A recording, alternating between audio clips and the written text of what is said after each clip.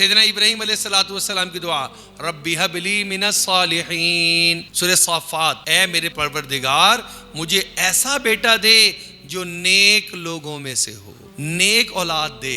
بیٹا بھی مانگ رہے ہیں اور اس کی نیکی بھی مانگ رہے ہیں۔ یہاں سے یہ پتہ چلا اولاد کے ساتھ تربیت یہ بڑی جڑی ہوئی چیز ہے، بہت ہی ضروری چیز ہے۔ اچھا ایک اور چیز، نیک اولاد انسان کے لیے صدقہ جاریہ ہے۔ انسان اب بوڑھا ہونے کی طرف جا رہا ہے، اگلی منزل کی طرف ہے، میرے بعد بھی میرے لیے کوئی دروازہ کھلا رہے جس سے نیکیاں آتی رہیں۔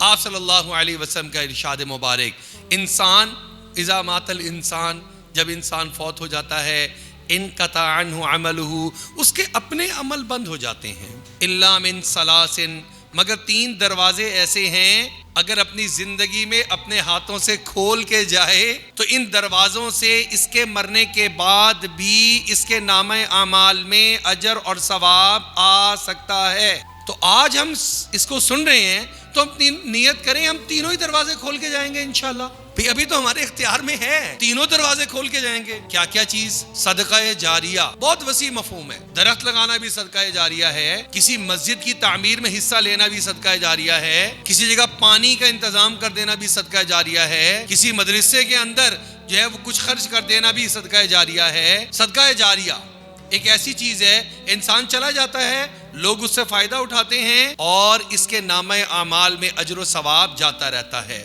نمبر 2، وہ او علم ينتفع به، وہ علم جس سے کسی کو نفع پہنچے، جس سے کوئی آگے فائدہ اٹھاتا رہے۔ یہ قرآن مجید کا علم، اس سے اعلیٰ کیا علم ہوگا کہ بچے کو، اولاد کو حافظ قرآن بنایا، بچے کو صرف حافظ قرآن بنا کے چھوڑ نہیں دیا، جب تک اپنی زندگی رہی خود بھی قرآن لے کے بیٹھتے رہے، اس کی بھی عادت بناتے رہے تاکہ میرے بعد یہ عادت برقرار رہے۔ بعض اوقات ہم کہتے ہیں حافظ قرآن تو بنا دیا جی، اب کیا کر سکتے ہیں؟ اور نہیں، ایسا نہیں ہے، ایسا نہیں ہے۔ آپ نے کسی موقع پہ اس کو اور تو نہیں چھوڑا، تو آپ اس موقع پہ کیسے چھوڑ سکتے ہیں؟ تو اس وجہ سے او علم ينتفع به۔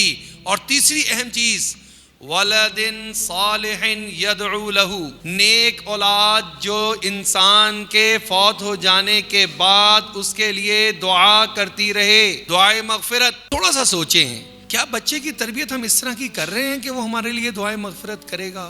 یہ تینوں دروازے کھولنے ہیں تو نیری خواہش سے نہیں کھولیں گے۔ قرآن میں اللہ فرماتے ہیں اہل کتاب کو، انہوں نے کہا کہ جنت میں تو صرف ہم یہودی داخل ہوں گے، عیسائیوں نے کہا صرف ہم داخل ہوں گے، مسلمانوں نے کہا صرف ہم داخل ہوں گے۔ اللہ نے فرمایا لیس بامانیکم ولا امانی اہل الکتاب، دیکھو نری تمناؤں سے تو نہ تم جنت میں جاؤ گے نہ اہل کتاب جائیں گے، نری تمناؤں سے تو کچھ نہیں ہوتا۔ اگر ہم چاہتے ہیں کہ تینوں دروازے کھلیں تو تینوں دروازوں کے لیے کام کرنا پڑے گا۔ ولد صالح یدعو له، اگر وہ آج ہمیں دیکھ رہا ہے کہ ہم اپنے والد کے لیے دعائے مغفرت کرتے ہیں، ہم اس کے ہاتھ اٹھوا کر بھی اس کی جو ٹریننگ کر رہے ہیں، تو ہمیں امید ہے انشاءاللہ وہ بھی ہمیں یاد رکھے گا۔ اور اولاد کی بات تو ایسی ہے کہ آپ نے اس کی اچھی تربیت کی، آپ نے اس کو نمازی بنایا، محنت لگتی ہے اس پر، قرآن پڑھنے کا عادی بنایا، اچھے اخلاق والا بنایا، اسے سچا دیانت دار بنایا، امانت دار بنایا، تو وہ چاہے آپ کے لیے نیک عمل کرنے کے بعد دعا کرے یا نہ کرے، نیت کرے یا نہ کرے، آپ کے نامہ اعمال میں اس کی نیکی کا اجر و ثواب لکھا جاتا رہتا ہے۔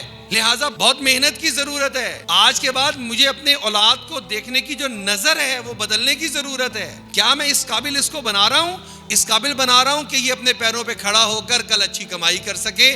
ہر ایک کی فکر ہے اور اچھی فکر ہے، لیکن یہ فکر کہ یہ کیا دینی لحاظ سے بھی اپنے پیروں پہ کھڑا ہو گیا ہے، اس کی فکر کرنا۔